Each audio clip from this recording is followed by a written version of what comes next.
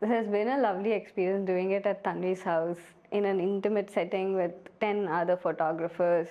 And Tanvi herself has a good collection of photo books that she collected over years, and we get to pick and reference any photographer that we want, and that has been lovely to see other artists, other photographers work, the participants work in like a fragmented way, and getting a chance to edit other people's work and then going to our own work with that information has been lovely.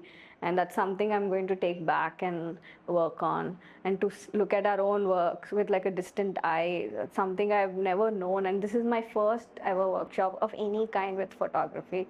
So this has been special, and I learned a lot. I think what happened from the last session from now is that if we have developed a language, especially with me, I think I'm coming to a place where I understand the language so much more better. Language as in here, language of photography. Because I'm not a photographer myself. I don't come from I don't click those pictures myself. So it's been an interesting process to kind of understand how photographs interact with each other. And I think that's something big move from the last session to now. I had expectations about refining images, maybe adding more, or I definitely have different expectations from what we have achieved, which is even better. But the challenge has been to drop what I have, and I was very attached to the material I had, to drop it and really see things from opposite perspective of how people would perceive my work or anyone's work, how photos are perceived.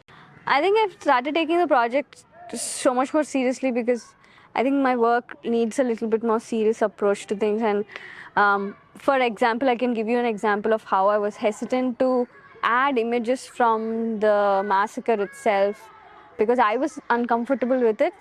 And then I was pursued into like looking at it from a different perspective, and I've changed edit so a little bit in a way drastically, and I remember showing it to friends and they were like, "Oh, now it looks like a massacre. It really feels the effect of the weight of the incident that I talk about in my book." And that's been like huge for me. I don't shy away from showing the images anymore. I think that's been my big move.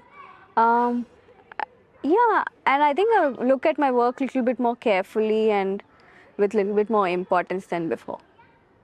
I think in the online process, when we were getting into Zoom sessions, I think it has been very cut and dry. Like we were quick calls, quick reviews and stuff. But what it did was, I think it made it like they were very clear in what they think about our works. They were very like, this is what's working, this is not working, this is not the approach, this is the approach. And because we are doing at home from working from home, I think you can sit with that work and kind of think about it, and without any other influence like Tanvi, or without talking to them, just what they said and what our work is. I think that has been a lot more beneficial. Yeah, Cecil has been great. Tanvi, I work with Tanvi, like my work is, I work with Tanvi a lot. So Tanvi's been like very influential with my work. Like my work has been very influenced by how she looks at it. Or, what I meant to say is I take her inputs very seriously.